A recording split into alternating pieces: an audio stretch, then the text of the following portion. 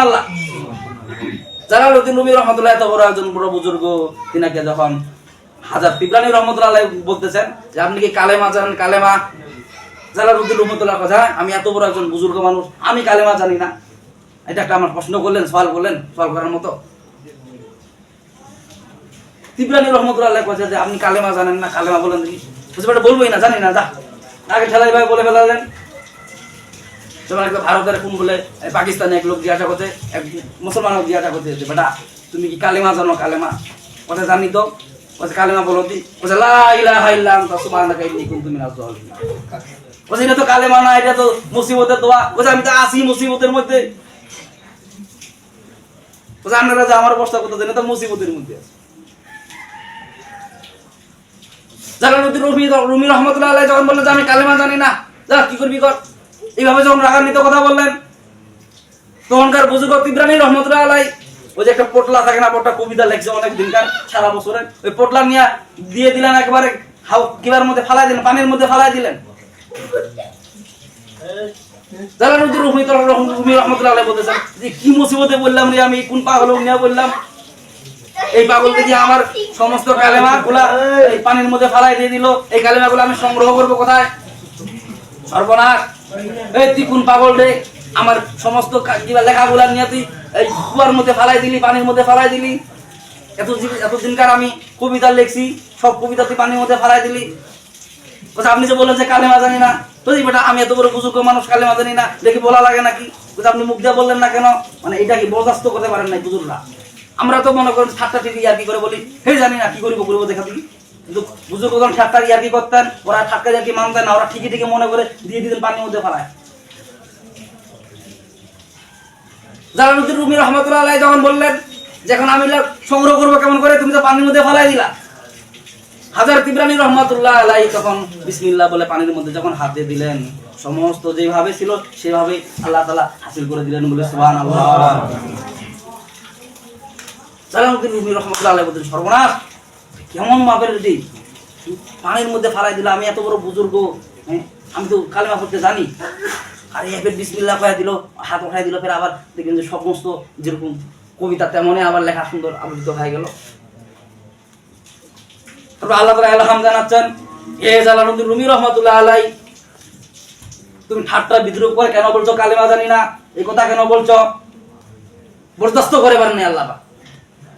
তুমি যাকে যে সওয়াল করছে তোমাকে, তুমি কি জানো সে কত বড় মাপের আলেম, কত বড় মাপের বুজুর্গ, তুমি কি জানো? বলছে না তো আল্লাহ, আমি তো জানি না। ঠাট্টা বিদ্রুপ করে তুমি কারোর সাথে কোনোদিন কিছু বলবা না। একটা পাগলও যদি আসে, পাগলের সাথে ঠাট্টা বিদ্রুপ করা বিশ্ব নবীজি নিষেধ করেছেন। এক পাগল বিশ্ব নবীজিকে জড়িয়ে ধরলেন, ধরার পরে যখন জড়িয়ে ধরার পরে এক লোক বলতেছে, এক সাহাবী বলতেছে, হুজুর এটা তো পাগল। বলছে হোক সাহেব পাগল, সে তো মানুষ, ঠিক কিনা বলেন? ঠাট্টা বিদ্রুপ করা, পাগলের সাথে যখন ভালো আচরণ করবেন সে আপনার সাথে ভালো আচরণ করবে, আর যদি খারাপ আচরণ করে তার দোষ ডবল আপনার সাথে খারাপ আচরণ করবে।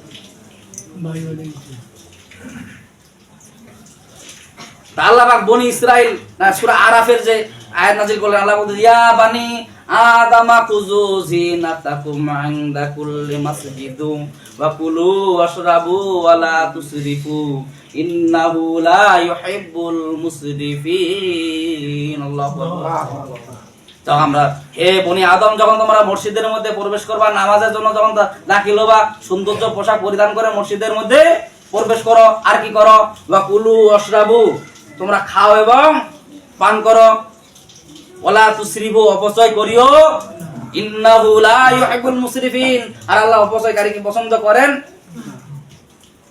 ওয়া কুলু, তোমরা খাও। খাওয়ার মধ্যে কোন খাও? পবিত্র খাবার খাও, হালাল খাবার খাও। মুফাসসিরগণ ব্যাখ্যা লিখছে যারা পবিত্র খাবার খায় তাদের ইবাদত বেশি কবুল হয় বলে সুবহানাল্লাহ। এবং বলছেন ওয়াশরাবু, এখানে পান করার কথা বলতেছেন। পানের ব্যাখ্যাকারী এইভাবে লিখছেন যে টাকার গন্ধ শুনে অনেকজন এই জন্য পান করা, নাক দিয়া ঢুকে, মানে কি ধূমপান করো, ধূমপান করা নিষেধ। ওটা খায়া ফেলে নাকি, এটা তো পান করে, মানে কি হাওয়া শুধু উড়ে। খাওয়া এক জিনিস, পান করা তার মানে কি আল্লাহ পাক তো বলতে খাওয়ার কথাই তো বলতে পারতো, পান করার কথা কেন বললেন? আল্লাহ বলেন ওয়াকুলু, তোমরা খাও, ওয়াশরাবু, তোমরা পান করো। খাওয়ার কথা বললে দেওয়া যেত, পান করার কথা কেন বললেন? তার মানে কি টাকাটা হালাল কিনা, যে টাকাটা তুমি উপার্জন করো ওই টাকা হালাল পন্থায় হালাল উপার্জন করে তারপরে পান করো, তারপরে খাও। আল্লাহু আকবার।